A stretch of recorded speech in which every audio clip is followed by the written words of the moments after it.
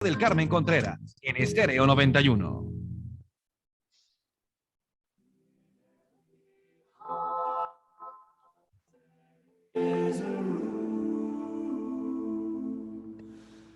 A sanctuary safe and strong, to heal the wounds from lovers past.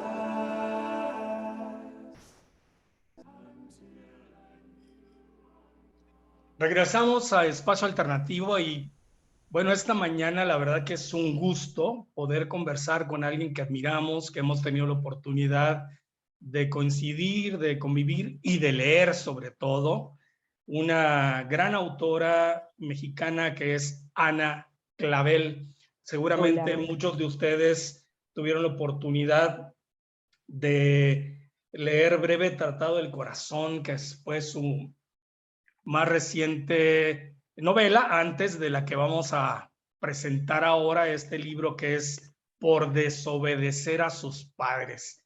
¿Qué historia, maestra? ¿Qué historia, Ana Clavel, nos traes ahora? Ahora sí que por desobedecer a sus padres. Un gusto tenerte con nosotros en Espacio Alternativo. Bienvenida. Muchas gracias, Héctor, Rosa, del Carmen. Es un placer de verdad estar aquí entre amigos, anfitriones tan cordiales. Muchísimas gracias también a Héctor en la cabina.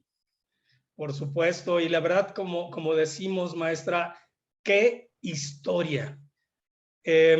Híjole, nos mueve tantas cosas, porque por un lado lo que haces a través de este libro, por desobedecer a sus padres, es hacer justicia, por un lado, a un autor poco conocido, pero que formó parte de los infrarrealistas, que quiso crear el Partido Comunista Homosexual, que fue un gran poeta, aunque casi su historia, sus obras casi no se conocen, y que tú de repente te topas, te involucras y decides saber qué pasó con Diego Galicia.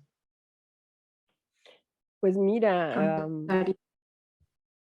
¿qué te puedo decir Darío Galicia. de Darío Galicia?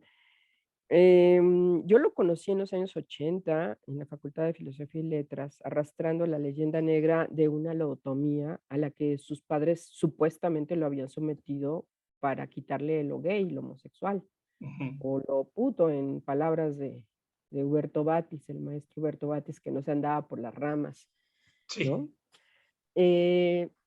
La verdad es que en aquel momento, cuando yo lo vi, regordeto, con un overol, con paso lento, con un hablar poco fluido, con un letargo en el rostro, pues me horroricé, ¿no? De lo que me decía mi amigo Benjamín Rocha, de que lo habían lobotomizado. Porque uno sabe de esa operación mítica, terrible, de que pues, dejaban a la gente en calidad de zombie, ¿no? Pues supuestamente para ayudarlos, eh, en algunos casos para bajar la intensidad de una psicopatía, de una depresión, de una conducta muy violenta, de autodañarse, ¿no? Esos casos severos, uno sabía que había que intervenir, pero cuando se usaba para corregir conductas, como por ejemplo gente que tenía ideas políticas comunistas y de pronto los pasaban a molar, o en el caso de los homosexuales, que se calcula que de unas 100,000 lobotomías que se practicaron en el mundo en el lapso de 60 años, 50 años, entre los años 30 y todavía los años 80, aún estaba en uso, aunque ya se había declarado que era perjudicial, ya se había pues limitado o casi prohibido. Lo cierto es que de esos 100,000 se calcula que a nivel mundial la tercera parte fue para corregir homosexuales. Entonces, cuando uno se entera de un caso semejante, aunque no tengas como los datos precisos, sabes que eso suele ser posible, ¿no? Que hay padres y hay sociedades que son capaces de mutilarte y de arruinarte con tal de supuestamente corregirte, ¿no? Y pues la homosexualidad apenas ahora ha sido un poco más bien vista, ¿no? Pero siempre, bueno, no en la antigua Grecia, pero en tiempos ya del Occidente, desde que será el siglo XIX, ¿no? Se vuelve como muy recalcitrante la, la persecución. Y en ese sentido, bueno, habría que recordar, por ejemplo, el caso de Oscar Wilde, ¿no? Sí, Que justo yo lo comparo mucho con Darío Galicia, porque el caso de este escritor de lengua inglesa, uno sabe que fue muy célebre y muy aplaudido, y que cuando le ganan el juicio por sodomita, ¿no? Que lo acusan de homosexual, lo mandan a la cárcel, está ahí un par de años, pero a partir de ahí ya no se vuelve a levantar, ¿no? Ya cae en la desgracia. Y uno piensa que es una historia del pasado y resulta que hasta 1900, hasta 2019 el gobierno británico lo vuelve a, digamos que reinstala su nombre, ¿no? Que oficialmente lo vuelve un personaje al que le reconoce haber ido en contra de sus derechos. Hasta el 2019. imagínate cuántos O años sea, después, claro. o sea, murió, es sigue siendo la gran gloria inglesa y sin embargo lo restituyen apenas hasta hace poquitos años. Entonces, eso es impresionante.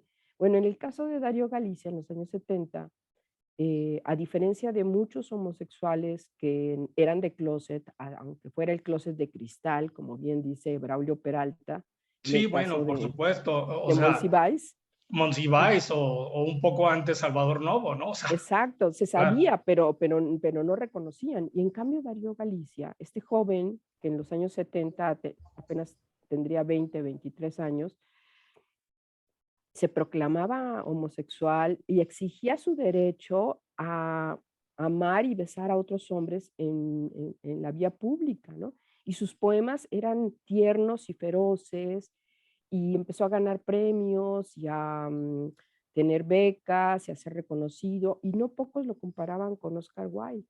Y de pronto, en el año 76, lo someten a una operación cerebral, que yo lo que supe es que había sido una lobotomía.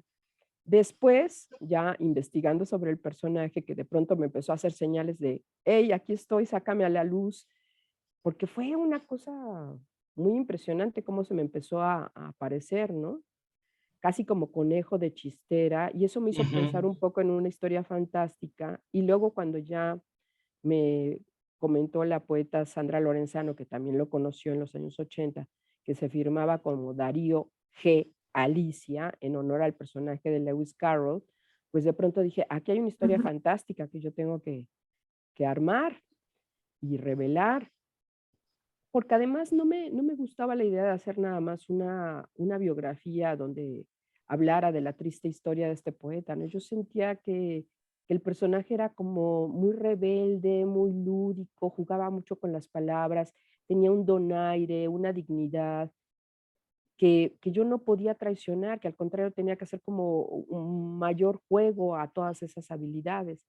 Y así empecé a hacer estos momentos de realidad y fantasía en los que hago transitar a Darío como al otro lado del espejo, como en la historia de Alicia, o a Galicia a través del espejo, como aparece en algunos capítulos. Y entonces empiezo Sí, a conformar como un retrato imaginario, lúdico, que yo siento que le rinde mejor homenaje que si yo hubiera hablado nada más de la tragedia.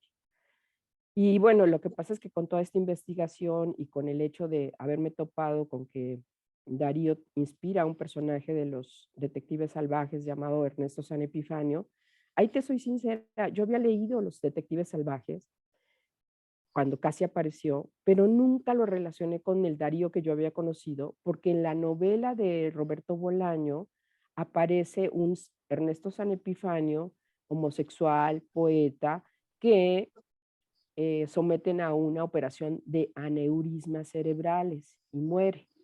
Pero pues no tiene nada que ver una lobotomía con los aneurismas. Los Claro, por aneurismas es una supuesto. condición de emergencia que tienes que actuar, y la lobotomía para curar una conducta es una aberración, ¿no? Entonces nunca lo relacioné. Y no fue sino investigando sobre el personaje para armar una historia a propósito de una antología de padres autoritarios, que en un principio así surgió la idea. De pronto fue que me topé con que el personaje, pues, por un lado tenía la leyenda de la lobotomía, luego la leyenda de los aneurismas, luego que Roberto Bolaño tenía amistad con Darío y lo jalaba hacia el asunto de los infrarrealistas, y Darío, como era muy presuntuoso y vanidoso y se sentía como la gran diva, sabía lo que era, pues, así como que se resistía con los infras, se burlaba de ellos, pero estaba cercano. Y ya cuando lo operan, incluso Bolaño hace un poema en el que habla de los aneurismas, se llama La visita al convaleciente, pero allí en realidad lo que pasa es que devela que los padres de Darío, el señor y la señora Ardilla, como él los llama en el poema, pues se congratulan de que lo hayan operado, porque pues no hay mal que por bien no venga, ¿no? Porque Sí, por los así es, eso es aneurismas, de terrible, todas o sea, maneras se quedó ahí todo turulato, ¿no? Y en fin, toda esa historia me dio como pie a investigar. Además, yo a Darío realmente pues lo conocí, pero no lo había leído, no había tenido como mucha cercanía. Y cuando finalmente lo reencontramos, porque tanto yo como unos amigos de Darío, Infras, que querían reeditar su libro La ciencia de la tristeza, un libro de poemas que publicó en 1994, ya después de la operación, porque sí se recuperó bastante, eh, dimos con él y lo dimos con él en unas condiciones desastrosas. Entonces a mí me pesó mucho el personaje y me involucré cada vez más. Entonces la novela va mostrando todo ese proceso de escritura, de búsqueda, de andar como detective salvaje yo, en la realidad detrás del personaje Darío G. Alicia, y que Darío incluso llegara a enterarse de que yo estaba escribiendo la novela y de pronto como personaje, cosa que nunca me había pasado, se volteara y me dijera, ¿cómo va mi novela? Entonces, todo eso con sentido del humor y además la tragedia detrás, y luego buscar este lado gozoso de su escritura en el reflejo de este juego literario que estaba yo armando, que fue creciendo, y el mosaico de voces de los testimonios de amigos, y también gente que no lo quería, ¿eh? De pronto me topaba yo con gente que al contrario, ¿no? Lo había sufrido en la parte pesada, porque es cierto, cuando yo estaba operado Darío, de pronto llegaba y se quedaba hablando contigo y no te soltaba y te repetía lo mismo y te contaba las mismas cosas. Y entonces sí llegaba a ser como invasivo, ¿no? Pero era su necesidad de estar con la gente, también era pues complicado, ¿no? Todo eso. Entonces, pues tuve que recurrir a muchos métodos de trabajo, ¿no? Y armé un coro de voces con todos los testimonios, luego armé esta parte de lo que son los momentos de traspasar al otro lado del espejo, como una parte de es como si fantasía, fuera un collage de alguna manera, un collage literario, ¿no? un gran collage, sí. Ujú.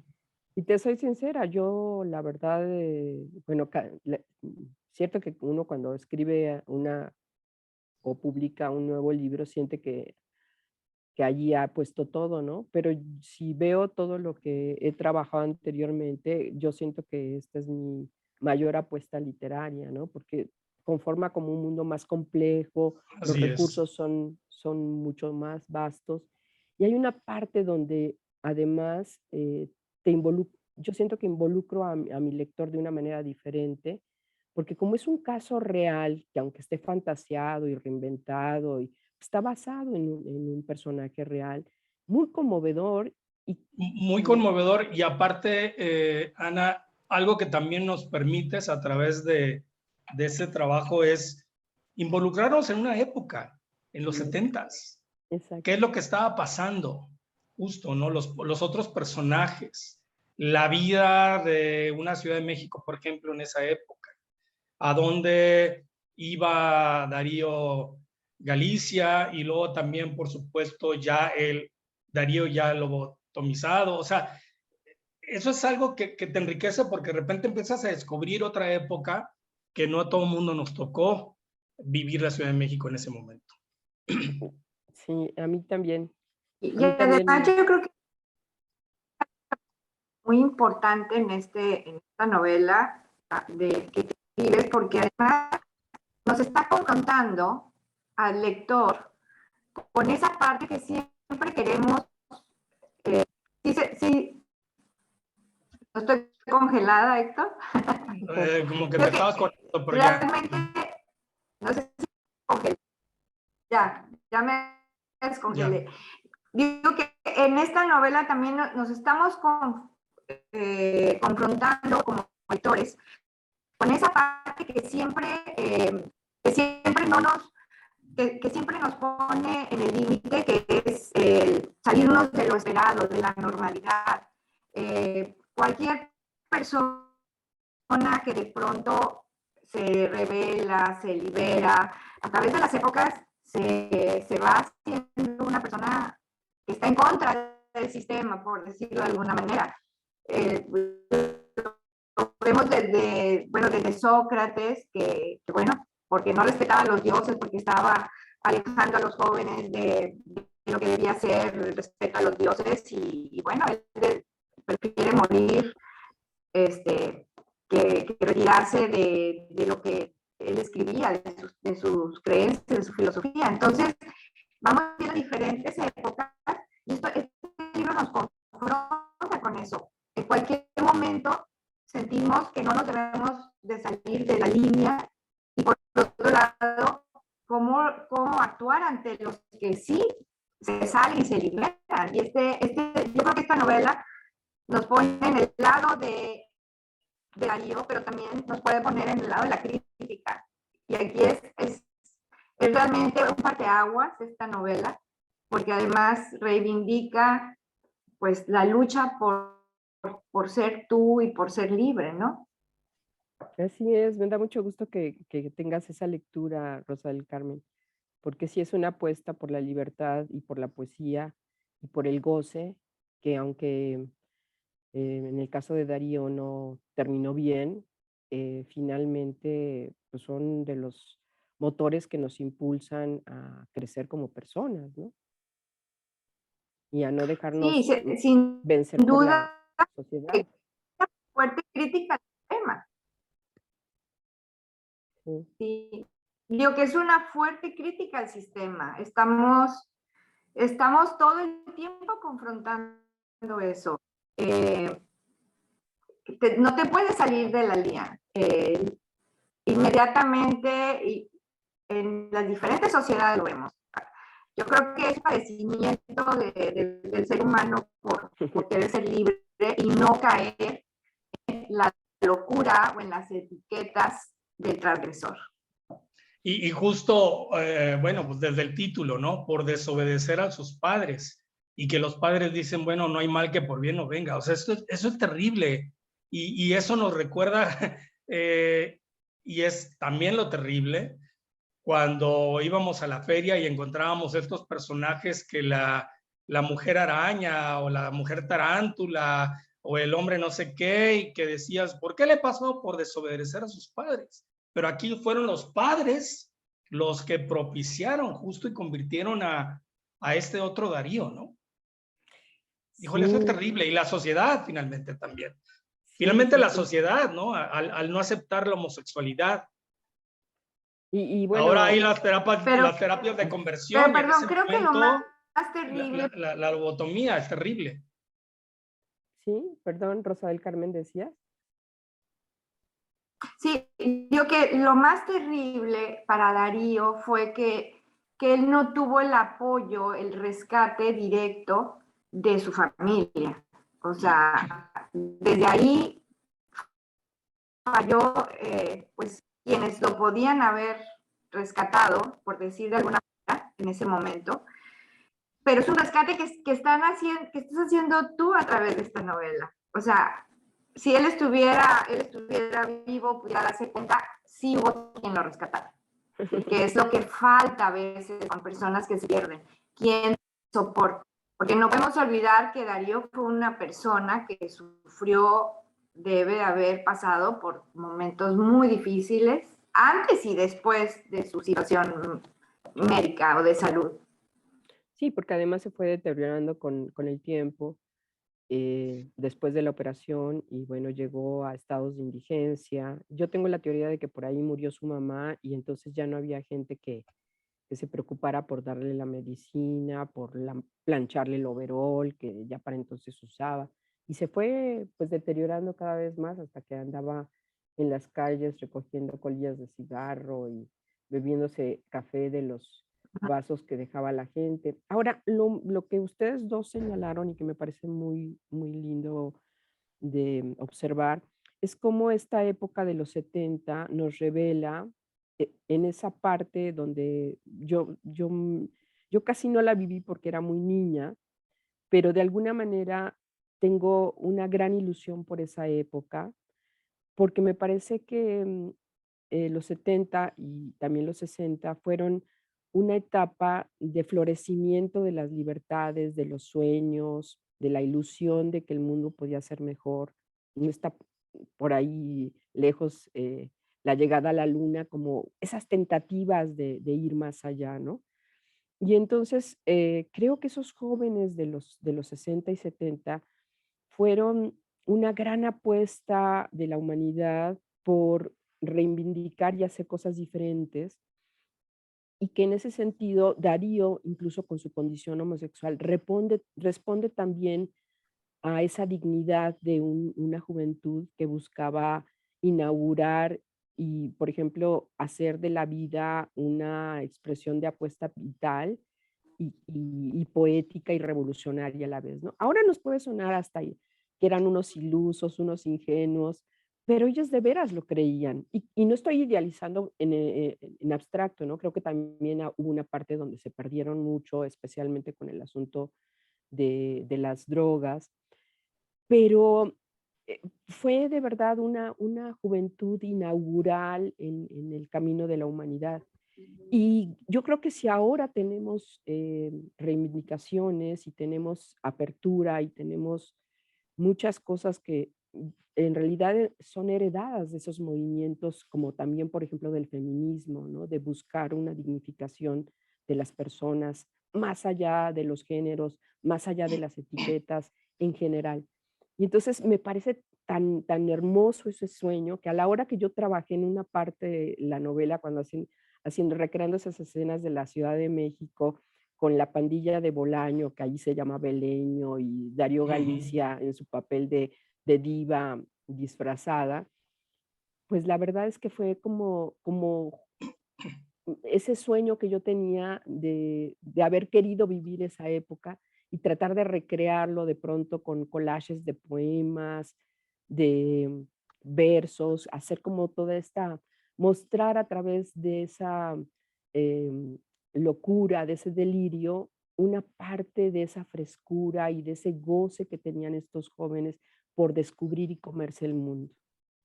Y algo que logras, maestra Ana Clavel, justo con este libro es reivindicar a Darío, permitirnos, en mi caso, por ejemplo, y seguramente muchos, en tratar de conocer más sobre su obra poética y logras lo que tú pones aquí. Descansa por fin en paz Darío Epifanio San G. Alicia, 1953-2019, después de tantas muertes.